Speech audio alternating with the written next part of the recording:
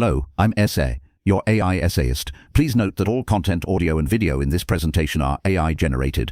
As AI can sometimes produce inaccuracies, I encourage you to verify any factual information presented. With that in mind, let's begin. The intellectual history of the 20th century contains a handful of publications whose concision and elegance belie the revolutionary force of their content. Within this select corpus, the 1953 paper in Nature, titled Molecular Structure of Nucleic Acids, a Structure for Deoxyribose Nucleic Acid, authored by James Watson and Francis Crick, stands as a paragon of scientific argumentation, a model of synthesis that reconfigured the very foundations of biological science. The subsequent award of the 1962 Nobel Prize in Physiology or Medicine, shared with Maurice Wilkins, formally recognized the monumental significance of this structural elucidation. An evaluation of this work demands a meticulous, paragraph-by-paragraph deconstruction of its internal claims, treating the text as a primary document of persuasion, hypothesis, and theoretical construction. This essay will undertake such an analysis, moving sequentially through the paper's compact architecture to appraise the specific assertions, the marshalling of evidence, and the logical steps that together proposed a physical form for the agent of heredity. We will explore work's internal coherence, its explicit reliance on certain data, its strategic omission through sheer intellectual audacity condensed into its 900. Section 1. The initial proposition and its understated ambition. The paper commences with a sentence of profound and deliberate modesty.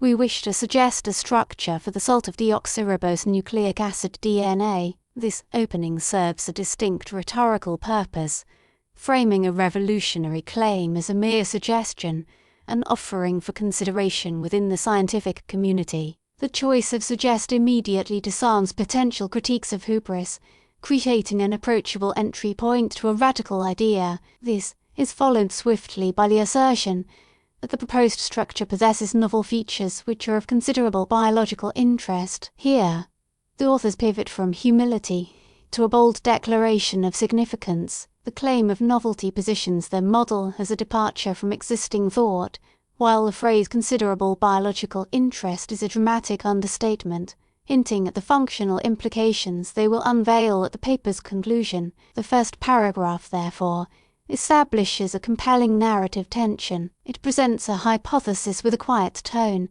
yet simultaneously promises a revelation of deep biological consequence, compelling the reader to proceed and discover the basis for such a grand, albeit softly spoken, claim. The initial claim is one of both structural innovation and profound biological relevance, a dual promise upon which the remainder of the paper must deliver. Section 2. Positioning the model within the contemporary scientific landscape. The second paragraph serves to clear the intellectual ground, situating the Watson-Crick proposal in relation to competing ideas. It directly references the work of Linus Pauling and Robert Corey, who had recently proposed a 3-chain helical structure for nucleic acids, and also mentions a different 3-chain model by Fraser. Watson and Crick state that these models are unsatisfactory for specific chemical and physical reasons. Their central critique of the Pauling-Corey model is its placement of the phosphate groups at the helical core.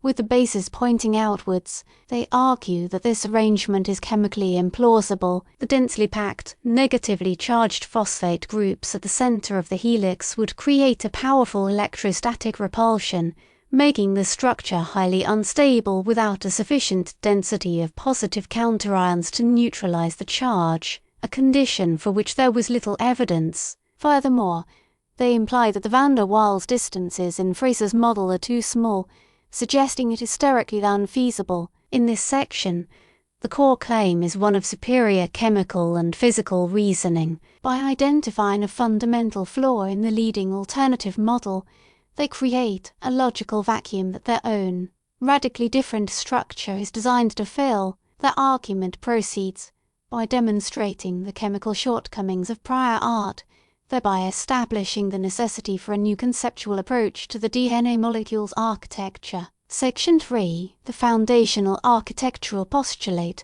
Having established the need for a new model, The third paragraph presents its foundational principle. We wish to put forward a radically different structure for the salt of deoxyribose nucleic acid. The use of radically different signals, a complete break from the phosphates in models. The central claim here is architectural. The proposed structure consists of two helical chains coiled around the same axis. The revolutionary feature is the orientation of the molecular components. In their model, the phosphate sugar backbones form the exterior of the helix, creating a hydrophilic outer surface that can readily interact with the aqueous environment of the cell. The purine and pyrimidine bases, which are more hydrophobic, are stacked on the inside of the helix. This backbones out. Basis in design is a direct inversion of the Pauling-Corey model and elegantly resolves the electrostatic problem. The negative charges of the phosphate groups are now on the outside of the molecule, separated by greater distances and accessible to solvent and positive ions, assuring the chemical stability of the structure. This paragraph's claim is the most fundamental of the paper. It defines the basic topology of the double helix, an arrangement that is both chemically sound and structurally elegant. Section 4 elucidating the helical geometry and component orientation. The fourth paragraph delves into the finer geometric details of one of the helical chains, building upon the work of Sven Furberg. It claims that each chain is a right-handed helix and that the orientation of its constituent parts follows a specific pattern. The authors cite Furberg's crystallographic studies on single nucleosides, which had established the most stable conformation between the sugar and the base. Specifically, they claim the base is oriented approximately perpendicular to the attached sugar molecule. Extrapolating this to the polymer, they postulate that in their model, the plane of each base is roughly perpendicular to the main fibre axis of the helix. This perpendicular arrangement is a critical structural constraint. It allows for the flat, planar bases to stack on top of one another, much like a pile of coins, at a distance of 3.4 angstroms. This stacking creates favourable van der Waals interactions, which contribute significantly to the overall stability of the double helix. The claim here is one of specific spatial conformation, borrowing an established principle from monomer chemistry Furberg's work and applying it to the polymer, thereby defining the internal geometry of each individual strand and providing a key stabilizing factor for the entire molecule. Section 5 defining the plectronemic coil and symmetry operations. This section introduces the precise relationship between the two helical chains. The authors claim the chains are coiled plectronemically, meaning they are intertwined like the strands of a rope and cannot be separated without unwinding. This has profound biological implications for replication, a point they will return to later. The more technical claim in this paragraph concerns the symmetry of the molecule. They assert that the sequence of atoms in the two chains runs in opposite directions,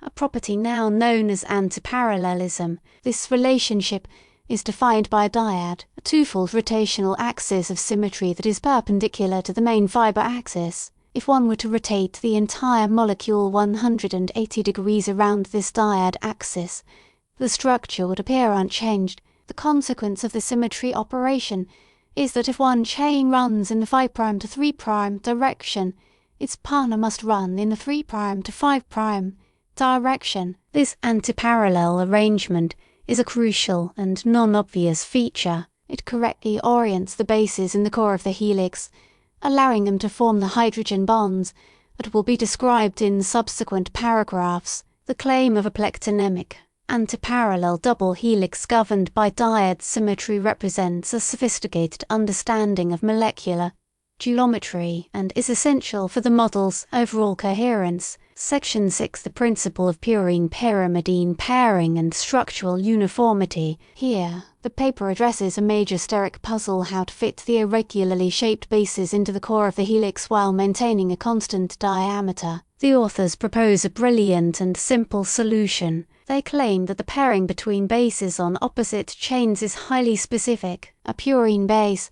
which has a twirring structure, must always pair with a pyrimidine base, which has a single-ring structure. This purine-pyrimidine pairing rule ensures that the overall width of each base pair is constant, approximately 20 angstroms, along the entire length of the DNA molecule. This explains the regular, uniform diameter of the helix, a key feature observed in the X-ray diffraction patterns. A purine-purine pair would be too wide to fit within the backbone, while a pyrimidine-pyrimidine pair would be too narrow to span the distance and form stable bonds. The claim is one of exclusive pairing between the two classes of bases, a rule dictated by spatial constraints. This postulate provides a structural reason for the molecule's observed regularity and a critical step towards understanding the specific pairing rules. Section 7. The specificity of hydrogen bonding and tautomeric assumptions. This paragraph contains the chemical heart of the model and arguably its most insightful claim. Building on the purine-pyrimidine rule, the authors propose an even greater level of specificity. They assert that the pairing is restricted to adenine with thymine and guanine with cytosine. This specificity is achieved through the formation of hydrogen bonds between the bases. For this bonding to work, however, they make a crucial, and at the time unproven, assumption that the bases exist in their most plausible tautomeric forms. Specifically, they assume the keto forms for guanine and thymine, and the amino forms for adenine and cytosine. This insight, credited in the acknowledgments to Jerry Donohue, was vital. With the bases in these specific tautomeric states, adenine can form 2 stable hydrogen bonds with thymine, and guanine can form 3 stable hydrogen bonds with cytosine. This specific pairing scheme provides a direct, physical explanation for Erwin Chargaff's empirically derived rules, which had shown that in any DNA sample, the amount of adenine equals the amount of thymine, and the amount of guanine equals the amount of cytosine. The claim avertant GC-specific hydrogen bonding contingent on a specific tautomeric state elegantly unifies the structural model with the previously mysterious biochemical data of Chargaff. Section 8. The implications of anti-parallel chains and sequence permutation. The authors now explore the informational consequences of their proposed structure, given that the specific pairing is between A and T, and G and C. They claim that the sequence of bases on one chain determines the exact sequence of bases on the other. If one knows the sequence of a single strand, one can immediately deduce the sequence of its complementary partner. This concept of complementarity is a cornerstone of genetics. The paragraph's second major claim is that it seems likely that the precise sequence of the bases is the code which carries the genetical information. They further state that for a long molecule, many different permutations are possible, implying that there are no fundamental restrictions on the sequence of bases along a single chain. This assertion is momentous. It transforms the DNA molecule from a simple structural polymer into a potential information-carrying macromolecule. The claim is that the genetic code is written in the linear sequence of the 4 bases, and the structure allows for a near-infinite variety of sequences, providing the necessary complexity to encode the vast diversity of life. Section 9. Corroboration through X-ray diffraction parameters.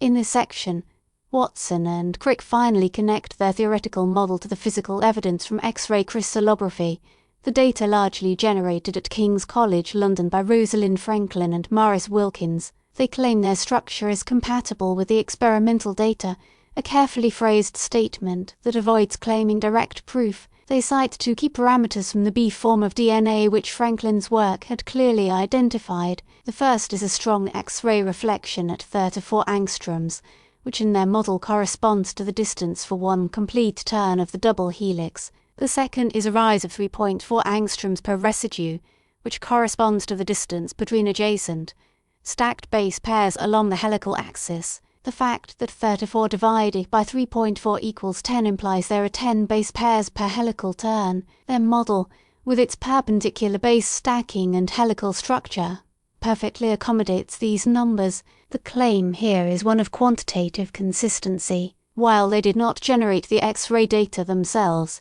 they demonstrate that their abstract, theoretical model beautifully aligns with the key spatial periodicities revealed by the experimental evidence, lending it immense credibility. Section 10.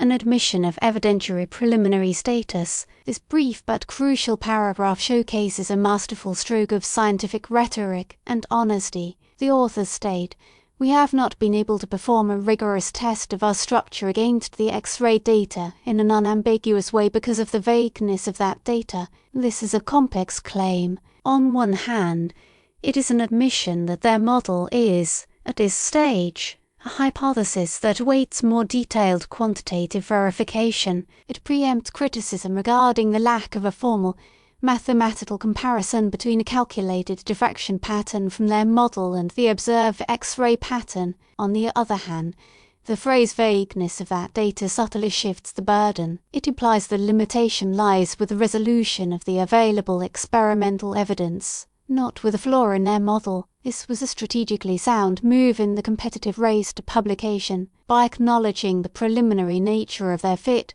while simultaneously proposing a complete and compelling structure, they could stake their intellectual claim to the double helix without needing to wait for the laborious process of rigorous crystallographic refinement. The claim is an honest wall of evidentiary incompleteness, but it is framed to protect the integrity of their theoretical insight. Section 11. The postulate of a genetic copying mechanism. The penultimate paragraph contains one of the most famous and consequential sentences in the history of science. It has not escaped our notice that the specific pairing we have postulated immediately suggests a possible copying mechanism for the genetic material. This is the ultimate claim of the paper, the one that fulfills the initial promise of considerable biological interest. The authors are asserting that the structure itself dictates its function. The complementarity of the two strands provides a simple and elegant template mechanism for replication. If the two strands of the helix unwind and separate, each can serve as a template for the synthesis of a new, complementary strand. The sequence of the new strand is determined by the specific AT and GC pairing rules. The result would be two identical daughter DNA molecules,